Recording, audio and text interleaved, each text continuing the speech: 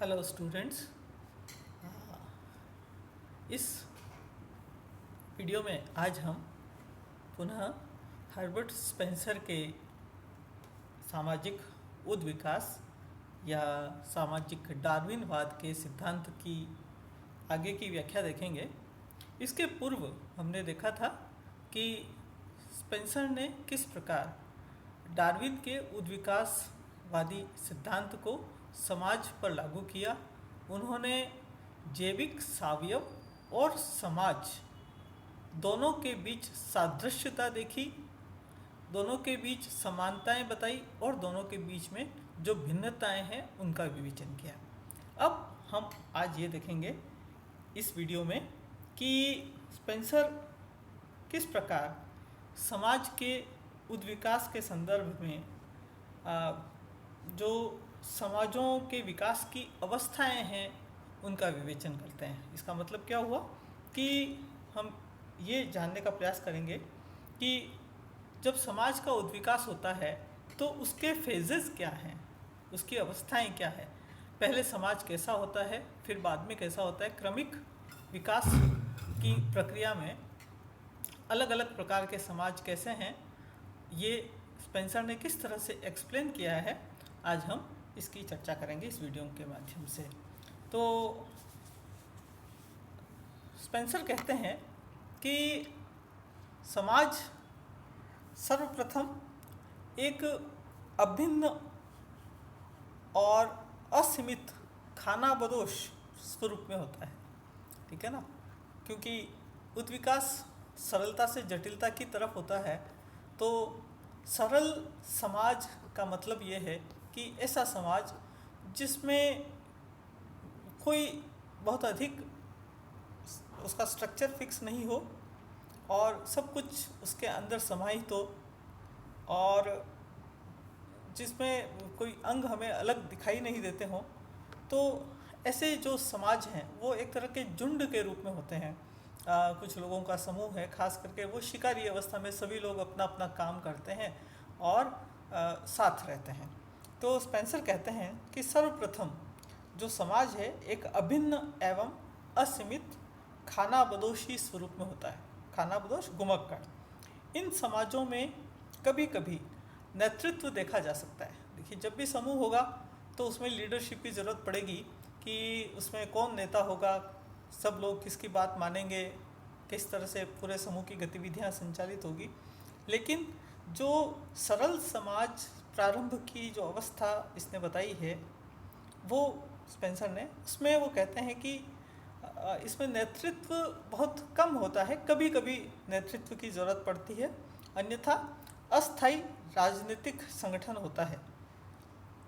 तो नेतृत्व का कोई स्वरूप निश्चित नहीं है, जब ज़रूरत पड़ती है कभी तो कोई व्यक्ति मुखिया बन जाता है और इस तरह से उनका कार्य चलता है। जब दो या दो से अधिक सरल छोटे समाज एक साथ होते हैं तो मिश्रित समाज बनता है, ठीक है। प्रारंभ में वो क्या कहते हैं कि एक खानाबदोश झुंड है, फिर इस तरह के दो तीन झुंड मिल जाते हैं तो फिर मिश्रित समाज बनता है, कंपाउंड सोसाइटी। ऐसे समाज कृषि पर आधारित होते हैं और स्थायी रूप से निवास करते हैं। इस तरह के समाजों में राजनीतिक संगठन अधिक कठोर होता है, साथ ही कानून का भी अस्तित्व होता है। इसके बाद बहुमिश्रित समाज बनते हैं, जैसे कोई राष्ट्र। ऐसे समाजों में विभिन्न संगठनों पर परस्पर निर्भरता स्पष्ट देखी जा सकती है। इस तरह से जो समाजों के उद्विकास की जो अवस्थाएं बताई है और प्रकार भी आप कह सकते हैं, तो स्पेंसर कहते हैं कि सबसे पहले जो समाज हैं वो है मुखिया विहीन समाज। मुखिया विहीन, ऐसे समाज जिसका कोई मुखिया नहीं है, जिसमें कोई गवर्निंग अथॉरिटी नहीं है, इसको हम कह सकते हैं हेडलेस सोसाइटी। दूसरे हैं मिश्रित समाज, कंपाउंड सोसाइटी। और मिश्रित समाज का मतलब हुआ कि जो सिंपल जो हेडलेस सोसाइटीज़ हैं, इस तरह के एक या दो समाज या तीन समाज जब आपस में यूनाइट हो जाते हैं। उसके बाद में ये बोलते हैं द्विमिश्रित समाज। जो कंपाउंड सोसाइटीज़ है, इस तरह की फिर 2-3 कंपाउंड सोसाइटीज़ एक साथ मिलती हैं तो उसको उन्होंने कहा द्विमिश्रित समाज। और ये समाज मुखिया विहीन समाज से बहुत डेवलप्ड आप कह सकते हैं स्ट्रक्चर और फंक्शन की दृष्टि से, जिसमें कि अलग अलग तरह के समाज आ गए हैं, भिन्नताएं भी हमें देखने को मिलती है और फिर उसका आकार भी बढ़ रहा है। आकार जैसे जैसे बढ़ेगा तो गवर्नेंस की ज़रूरत पड़ती है। फिर उन लोगों की जो झुंड या मिश्रित समाज कई सारे इकट्ठे हुए हैं तो उनकी अनेक जो सामाजिक आवश्यकताएं हैं उन आवश्यकताओं को पूरा करने के लिए अलग अलग समूह और संगठन भी बनते हैं। और ऐसे जो मिश्रित समाज हैं, ये ऐसे कई मिश्रित समाज जब मिल जाते हैं तो उसको इन्होंने कहा है ट्रेवली कंपाउंड सोसाइटी, त्रिमिश्रित समाज। त्रिमिश्रित समाज, ठीक है ना, ये सबसे अधिक जटिल। तो ये जो 4 स्टेजेस उन्होंने बताई है, मुखिया विहीन समाज, मिश्रित समाज, द्विमिश्रित समाज और त्रिमिश्रित समाज, इसमें आप देखेंगे कि धीरे धीरे हम सरलता से जटिलता की तरफ बढ़ते जा रहे हैं। और इसके साथ साथ हम देखते हैं कि जो आकार है उसमें वृद्धि होती जा रही, जैसा कि उद्विकास का नियम स्पेंसर बताते हैं। इसके साथ साथ समाज के विभिन्न जो अंग हैं वो भी स्पष्ट होते जा रहे हैं। विभेदीकरण है, फिर विशेषीकरण है, और विशेषीकरण और विभेदीकरण जब होता है तो फिर जितनी संस्थाएं हैं वे सभी परस्पर एक दूसरे के ऊपर निर्भर होती जाती है और उनमें संबद्धता भी आती जाती है। तो इस तरह से स्पेंसर ने जो समाज की अवस्थाएं बताई है। फिर इन्होंने एक जो समाज का वर्गीकरण किया है वो औद्योगिक और सैन्य समाज के रूप में। वो कहते हैं कि अगर हम ऊपर जो हमने देखा स्ट्रक्चर या समाज की बनावट की दृष्टि से मुखिया विहीन से लगा करके त्रिमिश्रित समाज, जिसमें हम उसकी बनावट देख सकते हैं। संगठन की दृष्टि से अगर हम देखें तो वो कहते हैं कि सामाजिक संगठन के नज़रिए से समाज को 2 भागों में विभाजित किया जा सकता है, औद्योगिक समाज और सैन्य समाज। जो सैन्य समाज है उसमें, सैन्य समाज में हमेशा स्पेंसर कहते हैं कि एक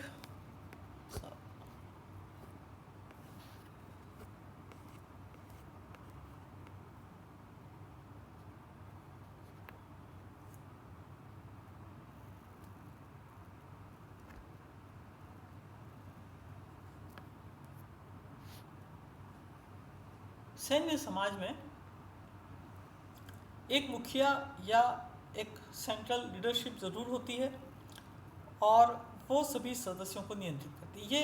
ये सामाजिक विकास के प्रारंभ में हम देख सकते हैं। कोई भी समाज है तो स्पेंसर कहते हैं कि वो एक सैन्य समाज होगा। और यहाँ इस तरह के समाजों की विशेषता क्या होती है सैन्य समाज की?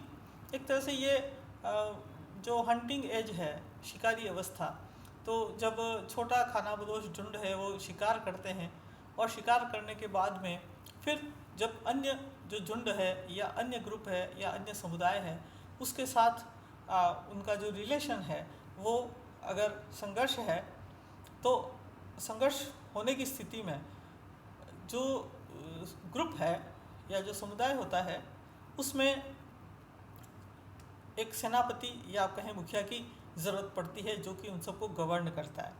तो सैन्य समाज की जो एक विशेषता है वो ये कि इसमें जो मुखिया है वो सभी सदस्यों को नियंत्रित करता है और यहाँ पर जो अन्य सदस्य हैं वो उनका काम क्या होता है कि वो उस मुखिया को सहयोग करें। अब मुखिया या आप कहें कि नेतृत्व, और नेतृत्व क्या है यहाँ पर समाज का प्रतीक है, और अन्य जो व्यक्ति हैं वो इंडिविजुअल। तो समाज और व्यक्ति के बीच रिलेशन की बात अगर हम देखें तो जो सैन्य समाज हैं उसमें व्यक्ति हमेशा समाज के लिए जीता है। उसका एक ही उद्देश्य होता है कि उसको हमेशा समाज या राज्य के हित या लाभ के लिए जीना है। उसका सारा कार्य किसके लिए होता है? अपने ग्रुप के लिए होता है। ये सैन्य समाज की विशेषता है व्यक्ति और समाज के संबंधों की दृष्टि से। जबकि औद्योगिक समाज अगर हम देखें तो स्पेंसर कहते हैं कि औद्योगिक समाज सैन्य समाज के विपरीत होगा। स्ट्रक्चर की दृष्टि से इसके पहले हमने देखा कि जैसे जैसे हम औद्योगिक या मिश्रित समाजों की तरफ चलते हैं ये समाज बहुत जटिल समाज होते हैं, बहुत बड़े समाज होते हैं, इनमें बहुत अधिक विशेषीकरण होता है। विभेदीकरण के साथ साथ इसके जितने भी अंग हैं वो बिल्कुल हमें स्पष्ट दिखाई देने लगते हैं। तो ऐसे जो औद्योगिक समाज होते हैं, चूँकि यहाँ पर विशेषीकरण है तो हर संगठन या संस्था किसी एक कार्य करने में महारत रखती है, लेकिन वो अपनी अन्य आवश्यकताओं के लिए दूसरों पर निर्भर होती है। तो औद्योगिक समाज का में जो संगठन है और विभिन्न उसका जो आंतरिक जो संगठन है वो सैन्य समाज के बिल्कुल विपरीत होता है। यहाँ पर समाज के लिए कार्य करना स्वैच्छिक है, इंडिविजुअलिज्म ज़्यादा होता है, व्यक्तिवाद। और इन समाजों में ये माना जाता है कि समाज या राज्य या संपूर्ण व्यवस्था व्यक्ति के लिए कार्य करे, यूनिट के लिए कार्य करे। पहले हमने देखा सैन्य समाज में कि व्यक्ति समूह के लिए कार्य कर रहा है, समूह का हित ही उसके लिए सर्वोपरि होता है सैन्य समाज में। और औद्योगिक समाज में विशेषीकरण है, व्यक्तिवादिता है, व्यक्ति अपना कार्य करता है, उसको परस्पर निर्भर भी है, वो सहयोग भी करता है, लेकिन ये उसकी इच्छा पर निर्भर करता है, ऐसा स्पेंसर कहते हैं। तो दोनों प्रकार के समाज, सैन्य समाज और औद्योगिक समाज, इनके ये किस तरह से इनका संगठनात्मक पक्ष जो है उस पर स्पेंसर ने प्रकाश डाला। और इसके पूर्व हमने देखा कि जो संरचनात्मक प्रकार्यात्मक दृष्टि से अगर हम देखें तो सरलता से जटिलता की तरफ जो समाज का विकास है और उसकी विशेषताएं, उसके विभिन्न फेजेस, उसकी अवस्थाएं क्या क्या होंगी।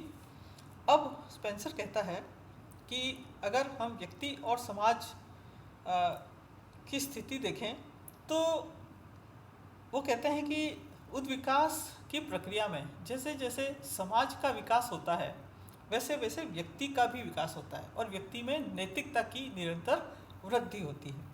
स्पेंसर ये कहता है कि इस उद्विकास की प्रक्रिया में धीरे धीरे ऐसी स्थिति आती है जब व्यक्ति के ऊपर किसी प्रकार के बाहरी या सरकारी नियंत्रण की आवश्यकता नहीं रह जाती। व्यक्ति इतना विकसित हो जाता है कि वह नैतिक रूप से ये समझने लग जाता है, इतना परिपक्व हो जाता है कि उसको ये पता होता है कि उसके लिए क्या ठीक है और समाज के लिए क्या ठीक है। तो वो समाज के संतुलन और समाज में सामंजस्य और संतुलन बनाए रखने में अपना योगदान करता है। इस प्रकार वो कहते हैं कि नेचुरल लॉ या प्राकृतिक नियमानुसार नैतिकता के चरम विकास के साथ समाज में प्राकृतिक व्यवस्था बन जाती है जहाँ किसी प्रकार के संघर्ष की स्थिति नहीं होगी और हमेशा सहयोग रहेगा, परस्पर अंतर्निर्भरता रहेगी, परस्पर संबद्धता रहेगी। तो एक ऐसी आदर्श स्थिति की स्पेंसर कल्पना करते हैं। तो हमने देखा कि किस प्रकार समाज के विकास की विभिन्न अवस्थाओं की चर्चा, उद्विकास की अवस्थाएं, समाज का उद्विकास कैसे होता है, उसके विभिन्न स्टेजेस क्या हैं और उस विभिन्न स्थितियों में समाज की विशेषताएं मुख्य रूप से व्यक्ति और समाज के बीच संबंध और उसके स्ट्रक्चर और फंक्शन की दृष्टि से क्या क्या विशेषताएं हमें दिखाई देती है।